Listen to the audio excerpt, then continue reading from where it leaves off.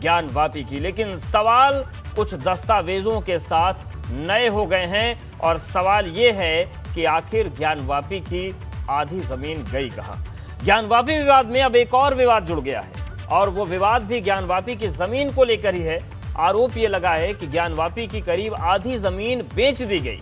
ABP Ganga के पास मौजूद करीब 140 साल पुराने दस्तावेज में ज्ञानवापी की जमीन 31 बिस्वा से ज्यादा दर्ज है, लेकिन हाल ही में कोर्ट कमिश्नर के सर्वे में ज्ञानवापी परिसर 14 बिस्वा के करीब पाया गया। अब सवाल उठ रहा है कि क्या ज्ञानवापी की जमीन में गोलमोल हुआ, और अगर नहीं हुआ तो फिर कहां गई ज्ञानवापी की करीब 17 बिस्वा जमीन।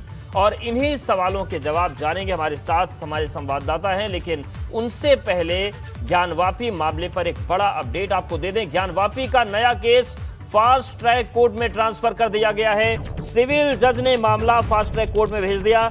अब फास्ट ट्रैक कोर्ट में इस मामले की सुनवाई होगी। 30 मई को मामले की फास्ट ट्रैक कोर्ट में सुनवाई होगी। विश्व वैदिक सनातन संघ ने याचिका दाखिल की थी और विश्वेश्वर महादेव विराजमान के नाम से ये याचिका दाखिल की गई थी कि ये जो जगह है ये हिंदुओं को सौंपी जाए, पूजा पाठ का अधिकार मिले। और इस पूरे मामले पर जो ज्ञानवापी का नया केस है इसे फास्ट ट्रैक कोर्ट को भेज दिया गया है। और चलिए सीधे रुक करते हैं अपने सहयोगी का। हमारे साथ मोहम्मद मोइन जुड़ गए हैं वाराणसी से, नीतीश पांडे भी वाराणसी से हमारे साथ बने हुए। मोइन, सबसे पहले आपके पास आ रही है, बताइए कि ये क्या मामला है, कितनी जमीन जो 31 बिस्वा जमीन बताई जा रही है, 14 बिस्वा का सर्वेक्षण हुआ, तो जो बाकी की जमीन ये कहां थी, कब थी, अब कहां है, क्या इसको लेकर जानकारी मिल रही है?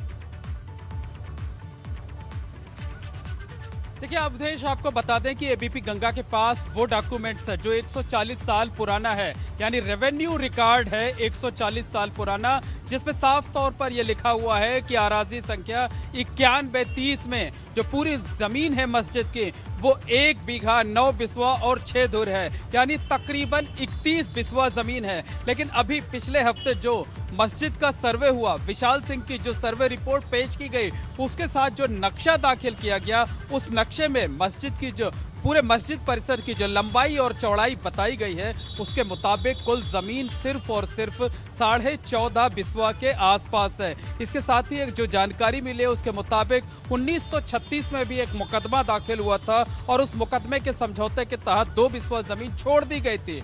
कुछ सालों पहले विश्वनाथ धाम ट्रस्ट से एक समझौता हुआ था, उस समझौते में कुछ जमीन की अदला बदली की गई थी। अगर इन सबको जोड़ ले तब भी कुल जमीन 17 बिस्वा से ज्यादा नहीं है, यानी 31 बिस्वा का कागज है और हकीकत में 17 बिस्वा से ज्यादा जमीन नहीं है। तो सवाल यही है कि आखिर 14 बिस्वा से ज्यादा जमीन गई तो कहां गई। इस बारे में जब मस्जिद की इंतजामिया कमेटी से जवाब किया जाता है तो या तो वो चुप्पी साध जाते हैं या फिर कुछ भी बोलने से मना कर देते हैं, और उनकी यही चुप्पी सवाल को और गंभीर बनाती है। बिल्कुल, और इन सवालों पर विस्तार से बात करेंगे मोइन, और दस्तावेजों के बारे में भी आपसे बात करेंगे।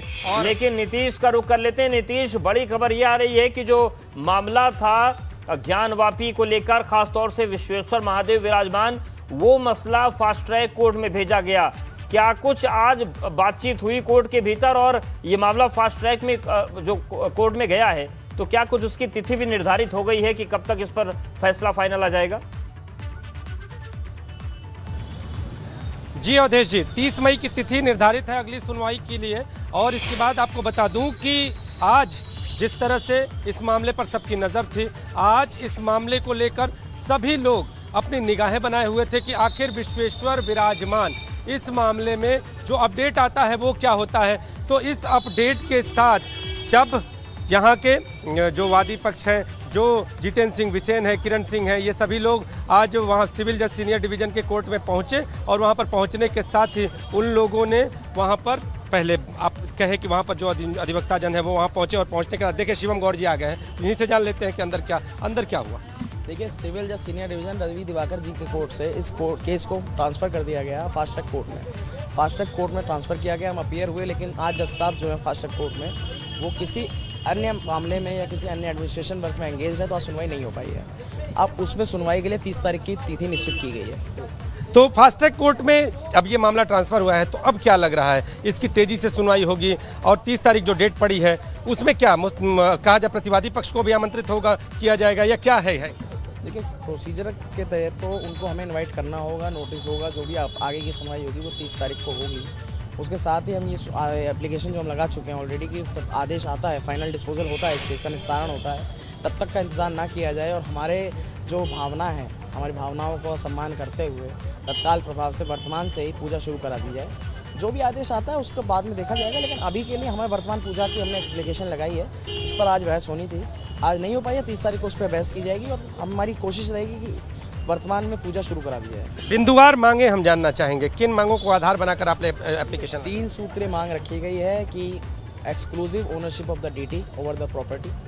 दूसरी रखी गई है कि जो वहाँ सुपर स्ट्रक्चर एंक्रोचमेंट या किसी तरह का ऑल्ट्रेशन किया गया है उसको हटाया जाए। तीसरी मांग रखी गई है कि किसी ऑब्स्ट्रक्शन के बिना, किसी तरह के विवाद के बिना वहाँ पर भगवान शिव आदि विशेश्वर विराजमान की जो पूजा है वो निरंतर चलती रहे, जैसा वेदों में पुराणों में जिक्र किया गया उसके अनुसार, उसके अनुरूप ये पूजा की जाएगी। ये मांग। अच्छा, और अब फास्ट ट्रैक कोर्ट में ये मामला, तो जो आपकी पूजा की मांग थी वो अब कुछ दिनों के लिए तो टली, तो इस बीच तो कुछ नहीं करेंगे ना? देखिए कल 7-11 पे बहस है, कल राखी सिंह की तरफ से, क्योंकि मैं अधिवक्ता हूँ, राखी सिंह का जो मामला जिला जज में, कल उस पर आर्गूमेंट की जाएगी और ये दोनों केस अपने आप में अलग हैं, तो सोमवार को हम उसकी बहस करेंगे। सोमवार को 30 तारीख रखी है, सोमवार को उसकी बहस की जाएगी और जो तब तक के लिए हम 7-11 की जो बहस है उसको करते हैं।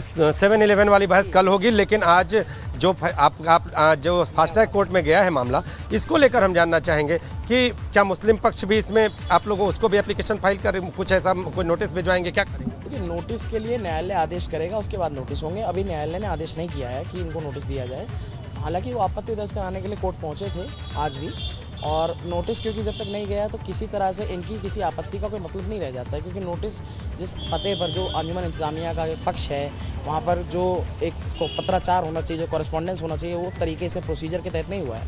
तो यदि कोई व्यक्ति आकर कहता है कि हम उनका पक्ष रखते हैं, तो कोर्ट को देखना होगा क्या ये सुनने योग्य है, आपत्ति करने वाला जो व्यक्ति है किसी तरह से इस मामले से जुड़ा भी है या नहीं, ये चीज़ हम उठाएंगे सोमवार को। बिल्कुल। एक चीज़ और जानना चाहेंगे कि आप तो वादी पक्ष हो गए, लेकिन सामने वाला पक्ष अगर नहीं रहेगा तो सुनवाई कैसे जल्दी होगी, क्या है? देखिए फास्ट ट्रैक कोर्ट में मैं समझता हूँ कि फास्ट ट्रैक कोर्ट में हियरिंग जल्दी होगी, अपीयरेंस जल्दी होगी, मामले को सुना जाएगा, टाला नहीं जाएगा, किसी तरह का कोई अवरोध उत्पन्न नहीं हुआ। बिल्कुल अवरोध नहीं होगा नीतीश, तो हमारे साथ आप बने रहिए। एक बार फिर से रुक करते हैं मोइन का, क्योंकि इन सब के बीच अब 140 साल पुराना जो दस्तावेज एबीपी गंगा के पास आया है वो बड़े सवाल उठा रहा है।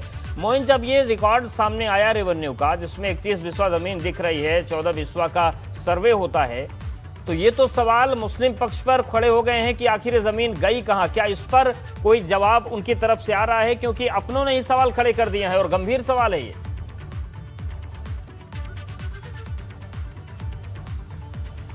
देखिए निश्चित तौर पर कहा जा सकता है कि 140 सालों में काफी कुछ बदल सकता है। जमीन बेची जा सकती है, जमीन को लीज पर दिया जा सकता है, लेकिन जो सवाल खड़े किए जा रहे हैं, जो सवाल पूछे जा रहे हैं मस्जिद की इंतजामिया कमेटी से, उस बारे में वो कोई जवाब नहीं दे रहे हैं। या तो चुप्पी साध लेते हैं या फिर कुछ भी कहने से बचते हैं, कोई बात ही नहीं करते हैं। तो सवाल आखिर यही है कि आखिर ये चुप्पी क्यों?